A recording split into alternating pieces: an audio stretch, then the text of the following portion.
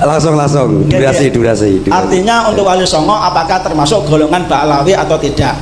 Dan nanti kalau ada referensinya tentang Wali Songo itu min dzurriyyatir Rasul, monggo nanti bisa di-share apa tesis beliau. Yang sementara materi tersebut yang terkirim, yang tersedia itu namun Ba'alawi, yang dari Wali Songo belum ada. Kersane kita sedaya bisa mempelajari. Makasih matur suwun. Assalamualaikum warahmatullahi wabarakatuh. Waalaikumsalam. Monggo dilanjutkan Mas Akhyar. Assalamualaikum warahmatullahi wabarakatuh. Waalaikumsalam. Bismillahirrahmanirrahim. Sebelum saya menyampaikan pertanyaannya, disclaimer terlebih dahulu bahwasanya saya bukan dari golongan muhibbin atau apapun. Tapi pertanyaannya begini. Dari 87 jumlah nasabah yang tercatat dalam sejarah yang dikutip oleh Bakar Abu Saif yang pada masa Tobagoto ketiga sama keempat, kitab yang ditukil oleh jenengan itu hanya satu kitab saja. Bahkan ada lebih dari 50 kitab nasabah saat itu yang belum dikutip. Kemudian yang kedua, apa yang kami temukan dari Abnaul Imam, dari kitab Abnaul Imam fi Misra wa Syam halaman 167, Ibnu Toba Yahya bin Muhammad Al-Qasim Al-Husaini Al-Alawi yang wafat pada abad kelima, beliau mencantumkan Abdullah atau Ubaidillah sebagai putra dari Ahmad bin Isa. Kemudian di kitab lain As-Suluk fi Tabaqatil Ulama wal Muluk, karya Al-Qadhi Bahauddin Muhammad bin Yusuf Al-Kindi, wafat pada abad 8, juga ketika menceritakan Abul Hasan Ali bin Muhammad, beliau menyebutkan Abdullah sebagai putra dari Ahmad bin Isa. Oleh karenanya pertanyaannya, apakah tesis yang jenengan buat itu sudah mencakup sekian banyak buku atau kitab nasabah atau hanya sebagian saja? Karena dari beberapa tesis yang saya baca dan juga pemaparan, bahkan 20% saja dari kitab-kitab nasabah belum jenengan tukil. Mungkin mohon tanggapannya ya. Mengenai Ba'alawi, Habib-Habib yang di Indonesia, apakah semuanya inqita, terputus kepada Nabi Muhammad SAW? Semua yang merasa dirinya Habib itu bermarga Ba'alawi, itu semuanya nasabnya ke Alwi bin Ubaidillah. Semuanya putus. Karena memang Ahmad bin Isa tidak punya nama anak namanya Ubaidillah. Anak siapa? Wallahu alam. Ya orang-orangnya aja tidak terdeteksi, apalagi nama bapaknya. Orangnya aja tidak terdeteksi. Lalu marga apa-apa saja itu yang masuk Ba'alawi. Nah, mereka punya kekhasan, keluarga mereka dipanggilnya Habib. Jadi kalau yang dipanggil Habib itu Ba'alawi, bukan turunan Nabi. Kalau turunan Nabi itu memiliki tanda panggilan tersendiri, Syarif dan Sayyid. Kalau mereka keturunan Nabi yang melewati seorang raja atau gubernur, itu biasanya menggunakan Syarif. Tapi kalau keturunan ke atasnya tidak melewati raja, para ulama-ulama saja, itu biasanya hanya menggunakan Sayyid. Maka Syarif-Syarif Mekah sebelum dikuasai oleh Wahabi, itu gelarnya Syarif Makkah. Karena dia selain sebagai seorang penguasa Mekah, juga keturunan daripada Rasulullah Muhammad sallallahu alaihi wasallam. Lalu apa saja itu marga-marganya? Banyak. Saya searching ini ada 114 marga. Yang ada di Indonesia mungkin hanya setengahnya. Ada Asiri, Al-Junaid, Al-Baharun, Al-Gadri, Al-Bin Sahil, Jamalulail, Bahasan, Basaiban. Basaiban ini ada Basaiban yang Al-Idrisi, yang bukan Ba'alawi ya, kayak Julfikar yang punya anak PV itu Basaiban Al-Idrisi. Ada Basaiban Ba'alawi, ada Al-Habsi, Al-Syatiri, Al-Jufri, Al-Kaf, Al-Bait, Al-Bilfaqih, Al-Jabhan, Al-Dualani, Al-Ghaizah, Al-Ba'ali, Al-Hamil, Al-Kenaiman, Al-Bar. Tuh, Ahmad Al-Bar tuh yang bisa nyanyi rock, itu Ba'alawi tuh. Al-Syarwi, Al-Hiyyid, Al-Khamur, Al-Bahdak, Al-Syarim, Al-Ba'mar, Al-Hakam, Al-Bahri, Al-Qasasi, Al-Rakhelah, Al-Bakriyah, Al-Babduna, banyak sekali. Tinggal dicari yang Ba'alawi. Pokoknya setiap Ba'alawi itu dia bernisbat pada Alwi bin Ubaidillah, yang mengaku sebagai keturunan Ahmad bin Isa. Ahmad bin Isanya ini telah terkonfirmasi kitab-kitab sejarah dan kitab nasab, dia seorang turunan Nabi. Wafatnya 345. Maka Ubaidillah ini keturunannya di abad 9 mengaku bahwa Ubaidnya ini keturunan dari Ahmad bin Isa. Pada zaman Ahmad bin Isa belum ngaku, Jadi ngakunya itu setelah 550 tahun wafatnya Ahmad bin Isa. Kalau ngakunya di abad itu nggak mungkin diterima kan, karena anak Ahmad bin Isanya marah. Tapi dengan berjalannya waktu, semakin menyebar itu keturunan Ahmad bin Isa, kesempatan orang untuk mengaku keturunan siapa saja itu kan terbuka. Masalahnya terbukti tidak secara data sejarah dan data nasab, itu saja. Kemudian mengenai pertanyaan selanjutnya, Wali Songo nasabnya ke Ba'alawi bukan. Orang-orang Ba'alawi Habib mencatat dalam kitab mereka seluruh Wali Songo keturunan Ba'alawi. Itu pada tahun berapa? Baru pada tahun 1984. Kitab cetakan Samsud Dohiro yang ditambahi. Dulunya tidak masuk. 1984 cetakan baru kitab Nasab Ba'alawi mencantumkan terutama Kesultanan Banten yang dicantumkan sampai hari ini ada di dalam kitab Samsud Dohiro itu. Kita ini mantan Ba'alawi.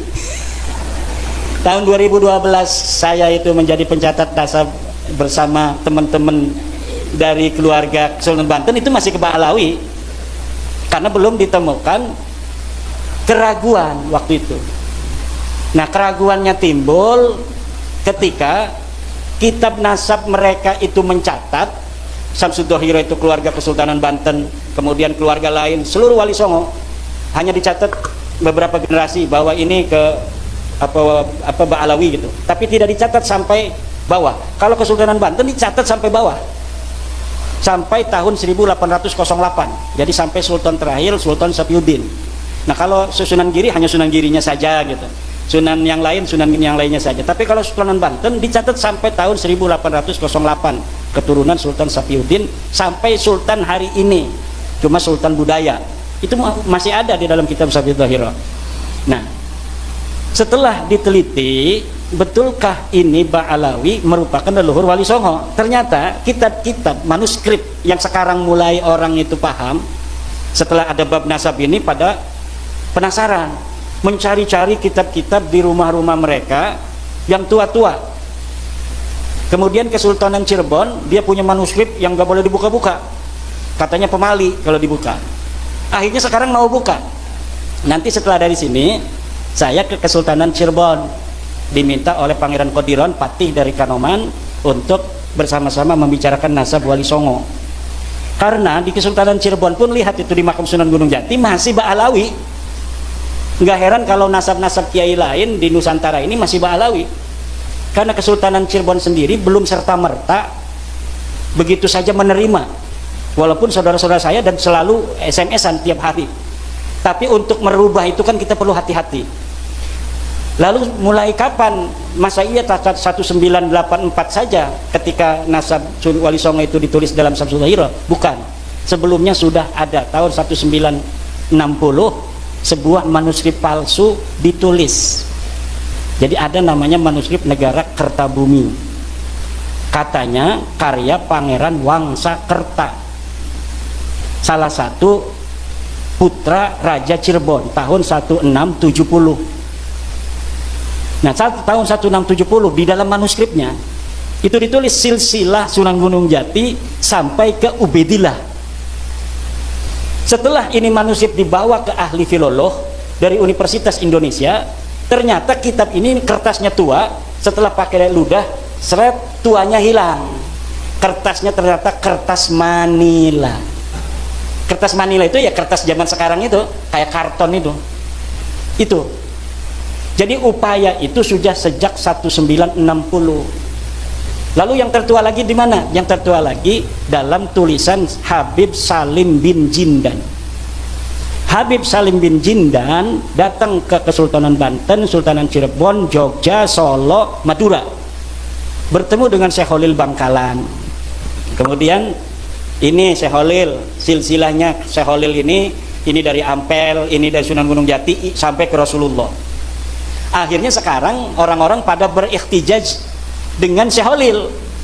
Katanya Syekh Khalil sendiri sudah menetapkan Wali Songo ini ke Ba'alawi. Iya, karena Syekh Khalil mendapatkannya dari Habib Salim bin Jindan.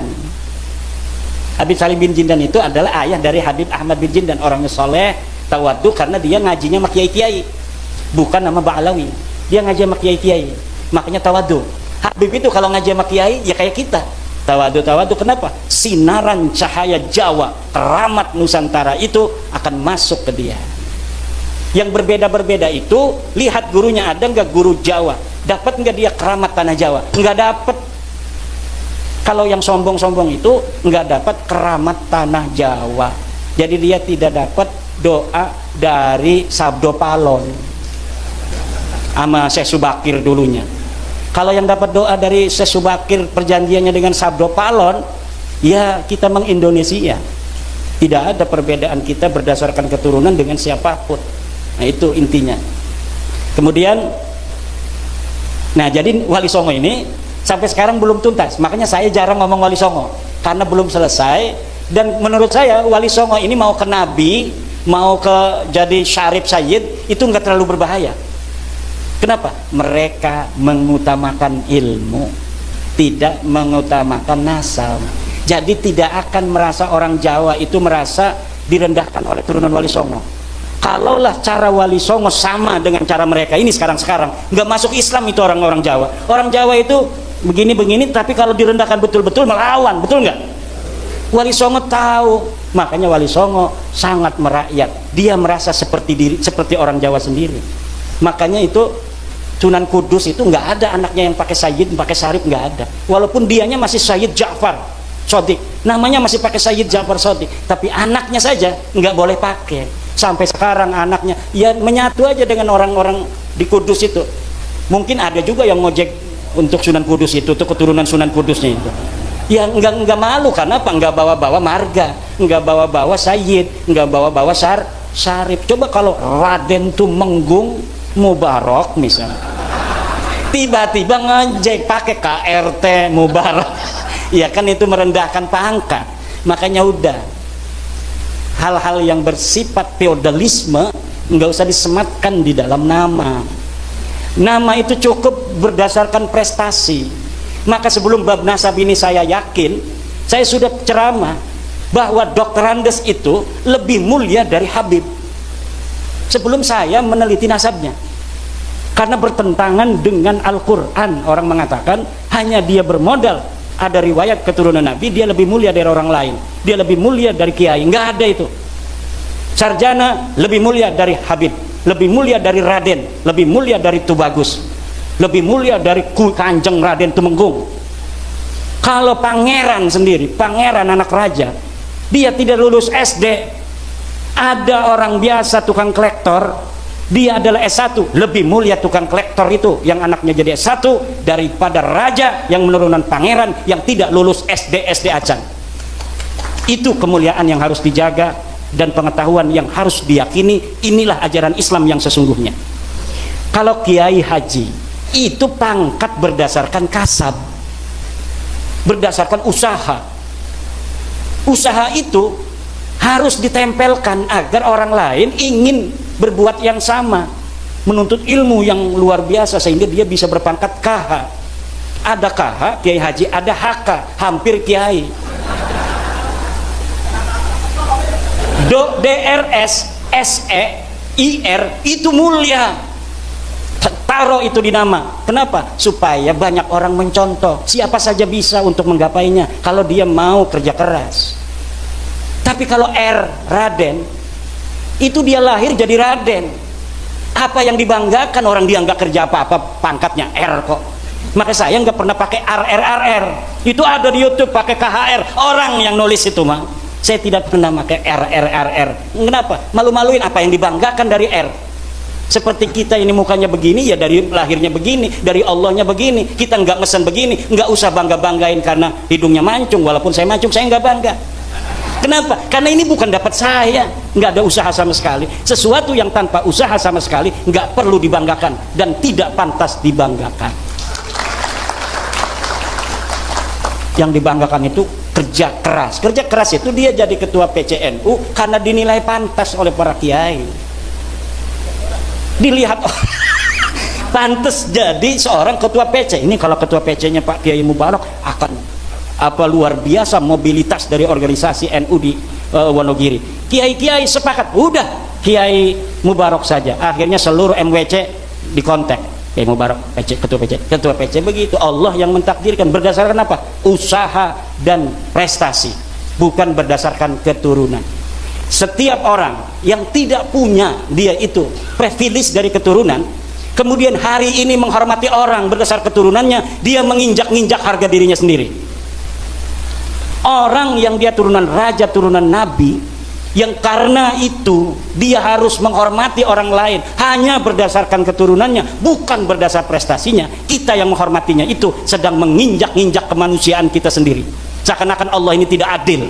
Kita diciptakan hanya untuk menghormati orang. Kenapa kita tidak diciptakan sebagai anak raja? Kenapa kita tidak diciptakan sebagai anak daripada keturunan Rasul? Dan itu tidak mungkin Allah tidak adil. Karena Allah tidak mungkin tidak adil, maka Allah sudah bikin sebuah garis keras. Inna akramakum indallahi atqakum. Yang paling mulia itu bukan dia keturunan daripada Nabiku Muhammad, tapi dia yang paling mulia menyembah aku dengan seikhlas-ikhlasnya. Itu patokan kita. Hadis Nabi juga begitu. Tidak ada hadis Nabi hormatilah keturunanku, tidak ada. Ada itu Habib di dalam ceramahnya, hormatilah keturunanku. Siapa orang yang menolong keturunanku, maka aku akan membalasnya di akhirat. Hadis palsu itu, pasti hadis palsu. Yakin, seyakin-yakinnya. Hanya ada di kitab-kitab Ba'alawi yang begitu. Cari hadisnya. Misalnya ada penceramah habaib yang menerangkan tentang kemuliaan keturunan Nabi, kemudian dia mengutip hadis, cari hadisnya itu. Kalau tidak hadis palsu, hadis yang disimpangkan maknanya. Seperti keutamaan ahli bait yang diambil untuk keturunan hari ini. Kalau hadis keutamaan ahli bait banyak. Siapa ahli bait? Ahli bait itu adalah Ali, Fatimah, Hasan, dan Husain. Ada ahli bait dalam bab zakat. Siapa? Keturunan Bani Hashim. Siapa Bani Hashim? Keturunan daripada Sayyidina Abdullah, Sayyidina Abbas, Sayyidina Abu Talib. Itu namanya Bani Hashim. Bukan hanya keturunan daripada Husain. Banyak yang disimpangkan. Tidak ada ajaran Islam yang mentolerir orang harus menghormati orang lain berdasar keturunan. Dan ini yang harus diambil. Termasuk menghormati gus-gus itu tuh. Kenapa kasihan nanti ini gus-gus masih kecil dihormatin orang, nanti takutnya dia nggak mau belajar. Saya udah banyak dihormatin orang, ngapain? Takutnya begitu, lama-lama nanti banyak gus-gus nggak bisa ngaji akhirnya. Kenapa? Karena orang bisa ngaji kan banyak dihormatin orang. Lihat dia nggak bisa ngaji dihormatin orang. Jadi biasa aja kita menghormati para gus. Kalau misalnya dia nggak bisa ngaji, taruh di belakang. Ngapain lu nggak bisa ngaji? Jangan di depan. Saya ini gus mau gas nggak bisa. Harus begitu. Kita kasihan kepada putra-putra kiai. Jangan hormati dia berlebihan, karena kalau kita menghormati dia berlebihan, kita sama saja mengubur potensi dia untuk berprestasi di masa depan.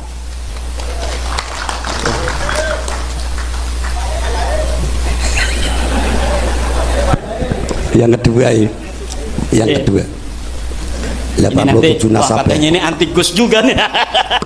Ini bisa melebar nanti, anti Habib, anti Gus katanya. Ya harus menerima resiko. Ini saya udah menerima resiko. Ini saya kemarin menjawab Rumel Abbas di mobil, bikin tulisan. Saya sedang di kendaraan menuju Jawa. Itu sudah malam-malam tadi malam banyak yang Jawanya di mana lo? Gua paranin lo segala macem. Dia beraninya cuma di WA aja kan. Itu biasa-biasa saja. Dan kita harus berani. Ada orang yang mengorbankan waktunya, pikirannya untuk kecerdasan, pencerahan banyak orang agar menjadi tercerahkan, agar bangkit dari selama ini doktrin-doktrin dan keterpurukan kemanusiaan. Kiai Miftahul Ahyar, bukan Miftahul Ahyar, Miftahul Ahyar namanya, Filul Ahyar, Birrul Ahyar, Kiai Birrul Ahyar. Dari 87 kitab nasab, kitab yang ditukil hanya 1 kitab nasab. Banyak yang saya tukil. Iya, karena yang berhubungan dengan nasabnya Ubaidillah, yang Ahmad bin Isa, hanya itu yang berhubungan. Ngapain kitab nasab-nasab banyak itu yang tidak ada menyebut Ahmad bin Isa. Ketika kita telah mengetahui bahwa ayahnya namanya Ahmad bin Isa, dari situ dia punya anak Ubaid enggak. Yang menyebut Ahmad bin Isa itu hanya beberapa kitab. Makanya sejarawan barat banyak yang mengatakan Ahmad bin Isa sendiri fiktif. Dulu banyak sejarawan barat mengatakan Ahmad bin Isa fiktif. Kenapa? Karena Ahmad bin Isa tidak ditulis, padahal kitabnya ada, cuma dia waktu itu belum menemukan. Nah, tapi sekarang Ubaidillah ini mah bukan hanya belum ditemukan, karena memang betul-betul tidak ada, sama sekali tidak ada. Kalau Ahmad bin Isa di dalam kitab hadis dia meriwayatkan hadis, tapi dalam kitab nasab waktu itu belum ditemukan anaknya siapa-siapa. Nah, hari ini sudah ditemukan. Kitab Tahdibul Ansab, kitab Muntaqilatul Talibiyah, kitab Al-Majdi, kitab Syajarah Mubarakah, kitab As-Sabatul Musan, kitab Tahdibul Ansab, kitab Umdatul Talib, dan kitab An-Nafah Al-Ambariyah. Nah, kalau kitab-kitab yang lain yang ada di samping kanan kirinya itu betul banyak kitab nasab, tetapi tidak membicarakan tentang Ahmad bin Isa. Dia mungkin membicarakan toba-toba keluarga di sana yang ada di Suriah, tidak membicarakan yang ada di Irak. Karena Ahmad bin Isa ini orang Irak, maka yang dibicarakan yang dicari adalah kitab-kitab berasal dari Irak yang menerangkan tentang orang Irak. Baru ketika kita menemukan kitab nasab yang membicarakan orang Irak, kita bisa mengetahui anaknya Ahmad bin Isa berapa. Karena Ahmad bin Isa ini orang Irak, bukan orang yang pindah ke Yaman. Bagaimana kiai itu di dalam kitab-kitab disebutkan bahwa Ahmad bin Isa dimakamkan di Yaman? Yaitu makam siapa? Kitabnya abad berapa yang menyebutkan itu? Dari mulai abad ke-10 bahwa Ahmad bin Isa dimakamkan di Yaman. Sebelumnya ketika Ahmad bin Isa wafat tidak ada. Bagaimana dia dimakamkan di Yaman? Dia orang Irak. Masa iya mati di Irak dibawa-bawa ke Yaman mau ngapain? Iya, itu makam itu bisa diciptakan. Bagaimana sekarang kita hari ini kan lagi ribut bab nasab nih, ribut lagi bab tidak hijrah ke Yaman, lagi ribut makam Ahmad bin Isa itu kok ada di Yaman. Sampai ada teman saya yang lulusan Yaman pergi ke Yaman, dia videoin, setelah dia videoin dia kirimin video saya, ini ada makamnya katanya Ahmad bin Isa, ini makamnya Ubaidillah. Masa iya katanya ente tidak percaya bahwa Ubaidillah ini adalah sosok yang historis? Kalau dia sosok yang tidak ada, bagaimana dia ada makamnya? Akhirnya Allah buka dari keadaan Indonesia, banyak makam-makam yang tidak ada orangnya, hari ini ada makamnya. Banyak orang-orang yang dulu sejarahnya tidak ikut-ikut ngediriin NU, sekarang ditulis ikut ngedirikan NU. Banyak orang yang ditulis dulunya tidak menyebarkan Islam, hanya narik-narik biola, sekarang disebut menyebarkan Islam di Indramayu. Ada bukunya juga ditulis penyebaran Islam oleh Habib Anu bin Anu, sampai bikin skripsi. Anak buahnya yang punya anak lagi nulis skripsi, suruh bikin skripsi penyebaran agama Islam oleh Habib Anu bin Anu di Indramayu. Saya teliti itu skripsinya. Kemudian makam orang terkenal di Semarang diciptakan, padahal makam aslinya ada di Pleret, Jogja. Dia adalah seorang dari pahlawan Yogyakarta yang melawan penjajah. Ketika dia melawan penjajah Inggris, waktu itu dikuasai Inggris, Belanda kalah oleh Inggris, Inggris menguasai, kemudian perang Jogja dengan Inggris, mati KRT Sumodiningrat. Setelah KRT Sumodiningrat mati di dalam masjid, ditebas lehernya, dimakamin di Pleret.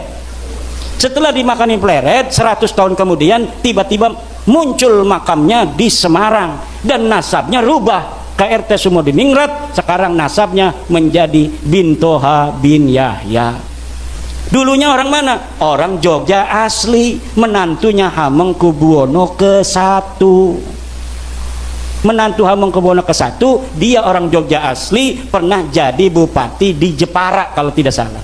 Sekarang dirubah. Untuk apa sih merubah sejarah, merubah makam? Untuk masa depan, bos. Untuk masa depan.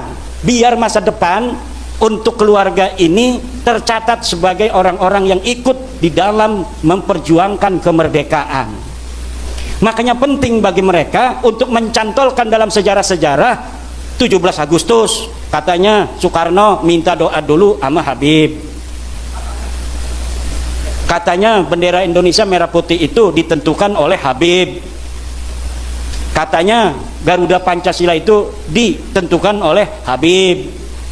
Katanya NU itu didirikan oleh salah satunya Habib, dan sebagainya dan sebagainya. Makam-makam di pojok-pojok itu dikasih nama marga-marga dari mereka, kemudian dikasih tahun yang tua. Untuk apa? Ke depan Indonesia jangan macam-macam sama kita orang. Ini kita sudah terkonfirmasi datang ke Indonesia abad ke-15. Apa buktinya? Makam, lihat tuh, ada inskripsinya. mereknya Habib Anu bin Anu tahun sekian. Ini Bapak yang akan terjadi. Maka kita begini keras ngomong ini agar mereka sadar. Udah berhentilah, yang udah bikin makam, hapusin makam nggak ada orangnya. Yang ada orangnya, yang tokohnya itu tokoh Jawa asli, dirubah lagi. Udahlah, kita salah, ayo kita se-Indonesia sekarang kita sama-sama membangun Indonesia. Tidak ada lagi yang bicara tentang nasab dan keturunan, karena kalau bicara nasab dan keturunan, orang Jawa, orang Wonogiri yang lebih berhak untuk mengklaim bahwa Indonesia ini miliknya daripada orang lain. Karena keturunan orang-orang yang hari ini ada di sini inilah yang dulu memperjuangkan kemerdekaan negara Republik Indonesia, bukan orang lain. Kalau mereka, kita tahu sendiri sejarahnya, datang di bawah Belanda, kemudian mereka menjadi orang-orang kelas tinggi di Belanda, ada kelas Eropa, ada kelas Asia, ada kelas pribumi. Ini orang-orang yang sekarang ini ngaku sebagai cucu Nabi, itu ditinggikan oleh Belanda. Maka ketika Jepang datang, mereka ini tidak mendukung Jepang. Kenapa? Karena Jepang tidak seperti Belanda mengistimewakan mereka. Maka barulah di antara mereka mau berjuang tuh. Kenapa? Karena Jepang tidak mengistimewakan mereka. Itu. Ya, yang udah ada silakan makan aja.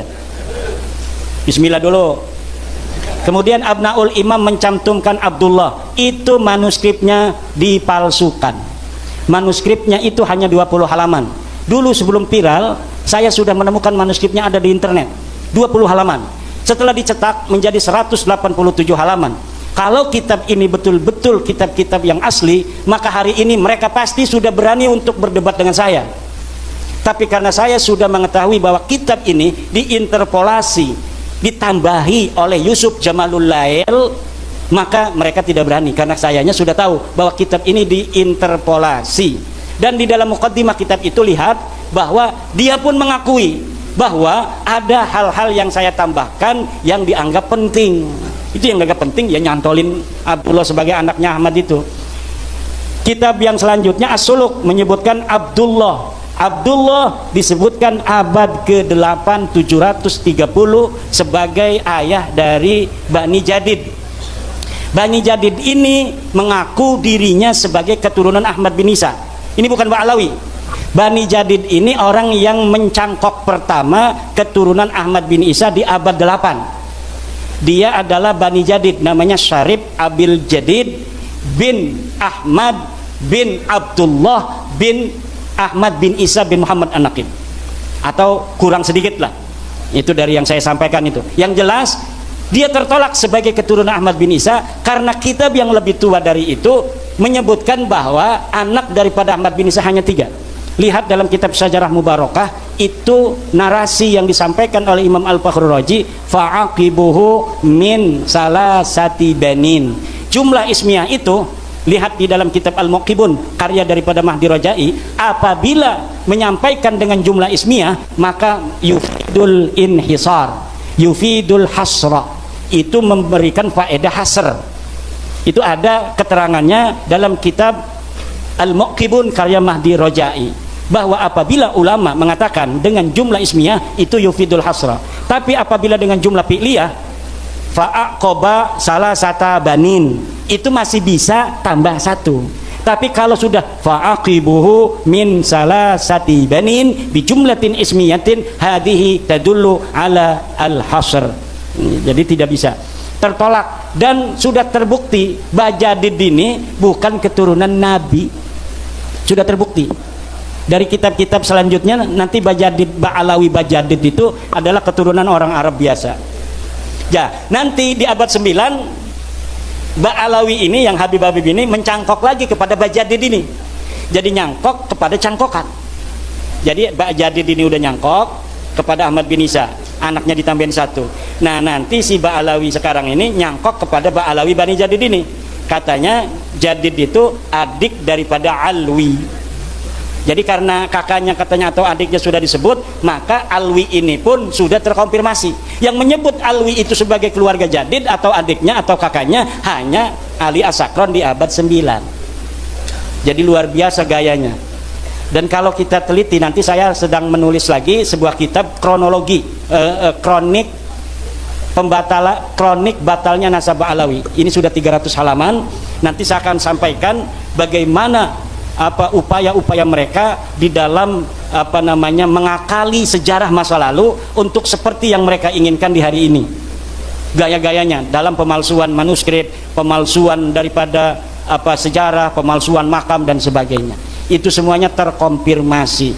Makanya ada YouTuber yang mengatakan dia sedih bahwa kita ingin katanya dipertemukan dengan Mbak Alawi kepada orang tua kami di PBNU, jangan sebut kami pemfitnah. Itu tadi pagi saya nonton ada YouTuber kayaknya dari daerah Jawa Tengah, dia nangis bahwa dia ingin dipertemukan dengan Mbak Alawi karena walaupun bukan Kiai Maduddin saya pun bisa katanya untuk menjawabnya. Ya, jadi kalau sudah duduk begini bareng-bareng insya Allah akan bisa. Kenapa mereka diam? Ya diam itu kan ada kaidah la yunsabu lisakitin qaulun. Orang diam tidak boleh dianggap sudah berpendapat. Kalau dia ngomong berpendapat ketahuan. Kalau misalnya hujannya kalah berarti nanti selesai. Kalau diem aja nggak bisa, dikatakan dia salah, dikatakan dia dusta. Itu strategi. La yunsabu lisakitin qaulun. Tidak bisa orang diam itu dikatakan dia membantah, dia mengiyakan, tidak bisa. Tapi kalau sudah debat dengan kita kalah misalnya, ya udah harus selesai. Tidak boleh lagi mengaku. Kalau dia menang, nggak mungkin menang. Nggak mungkin. Kenapa? Ya karena tidak ada. Sama sekali dalail dari mereka itu tidak ada. Dan saya yakin, yakinnya kalau misalnya nanti saya ketemu dengan Nabi Muhammad gak marah dan akan terima kasih telah menyelamatkan nasab suciku dari orang-orang yang mengaku sebagai keturunanku tanpa hak. Terakhir untuk Pak Yusuf dari MWC Burno ya.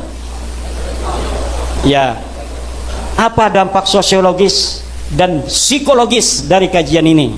Kalau tentang Mbak Alawi apa saja tadi sudah dampaknya. Ya dampaknya maslahat pertama buat habaib Pak Yusuf. Dampak pertama yang akan maslahat habaib kalau mereka menerima. Enggak menerima pun pasti mereka tidak akan seperti dulu mentang-mentang cium tangan lu, nggak bakal sekarang berani sama ketua MWC. Kalau dulu ketua MWC nggak mau nurut sama dia masuk neraka lo, nggak dapat syafaat menjid aneh. Sekarang nggak bakal lagi. Maslahat tidak tuh, mereka tidak begitu. Maslahat Allah akan suka kepada orang yang tidak sombong. Kalau kita niatnya bagus, insya Allah kita akan punya kekuatan dan tenaga. Tapi kalau kita niatnya jelek, hanya karena kebencian, ya kita mudah rungkat. Kenapa ini bisa masif? Sampai-sampai ratusan orang sekarang ini mau ngedengerin, sambil makan lagi ngedengerinnya. Ya karena sayanya niat dari awal bukan benci pada mereka. Saya punya guru Habib, dan guru saya itu kalau muridnya seperti saya datang ke rumahnya mau masuk kamar mandi nggak boleh sebelum dia masuk dan mencuci kamar mandinya. Dia cuci kamar mandi dengan sabun, disiram, setelah bersih baru silakan masuk Mang Imad. Manggilnya Mang Imad waktu saya masih kecil. Namanya Habib Ali bin Sahil. Saya suruh ke Yaman, udah Habib bayarin ke Yaman. Saya udah rencana Habib mau mengaji Alfiyah dulu. Oh ya udah. Coba kalau saya ke Yaman nggak bakal begini saya. Itu sudah takdir Allah Subhanahu wa ta'ala.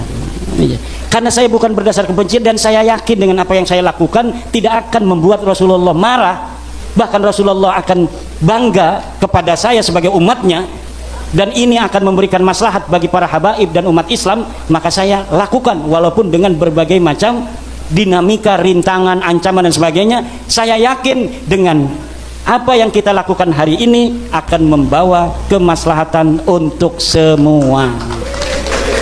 Demikian. Nah terakhir ada sejarah harus diluruskan. Terima kasih Pak Yusuf. Sejarah memang harus diluruskan. Dan lihat orang Wonogiri kanan kiri, apakah ada makam-makam palsu yang sudah didirikan. Kalau orang situnya nggak tahu, tiba-tiba ada makam bermarga bukan marga orang Jawa, namanya bukan Jatiroso, Sokonegoro, Martojoyo, bukan begitu, tapi namanya Al-Anu, hancurkan saja. Kalau itu kemudian dibikin-bikin makam-makam keramat. Kalau memang benar dia punya anak di situ, meninggal di situ, ya biarin aja. Tapi kalau dikeramatkan tiba-tiba di situ ada berita bahwa dulu ada Habib Anu dimakamkan di sini tahun 1500, hancurkan. Kenapa? Itu akan bisa merubah sejarah kita di masa yang akan datang. Hari ini Israel bisa kokoh di Palestina, di antaranya Israel menggunakan metodologi pembangunan makam palsu.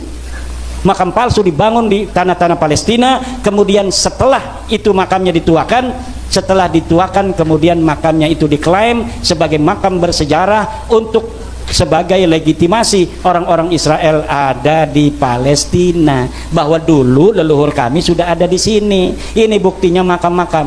Yang punya HP lihat, berbahasa Inggris namanya Middle S. Middle S itunya apa namanya, webnya. Web Middle S itu sedang mengangkat tema reportase tentang makam-makam palsu di Israel hari ini. 300 makam palsu sudah dibangun oleh Israel untuk mengklaim sejarah-sejarah Palestina sebagai sejarah Israel. Tapi 300 makam palsu di Israel tidak ada apa-apanya. Karena kemarin dari Keraton Jogja ada yang ke rumah seorang Raden dari Jogja menginformasikan bahwa di Jogja saja 260 makam. Di Indonesia 3.000 makam. Mereka ini Alap-Alap Mataram dan teman-temannya itu sudah menghitung. Jadi dia nggak mikirin apa-apa. Sekarang mikirin makam palsu aja tuh Alap-Alap Mataram itu. Dan dia udah hitung katanya mencapai 3.000 makam palsu. Bagaimana orang masa lalu yang orangnya sedikit, sekarang makamnya sudah ada 3.000 dan semuanya jadi ulama besar. Padahal kita tidak pernah mendengar sejarah mereka sebagai ulama besar di masa lalu. Sementara ulama-ulama kita, Ki Ageng Giring, Kebo Kenongo, Joko Tingkir, Kiai Ageng Pemanahan, makamnya masih terbengkalai. Kita kemudian menjarahi orang yang sama sekali kita tidak tahu sejarahnya, perannya, jasanya untuk leluhur kita di masa yang akan datang, di masa lalu, dan untuk kita hari ini di masa sekarang, dan untuk Demikian telah kita saksikan ya kawan-kawan, diskusi antara Ustadz dan Kiai Haji Imaduddin bahas seputaran nasab Ba'alwi. Semoga kita bisa memetik pelajaran dari video ini. Semoga bermanfaat. Terima kasih sudah menonton. Assalamualaikum warahmatullahi wabarakatuh.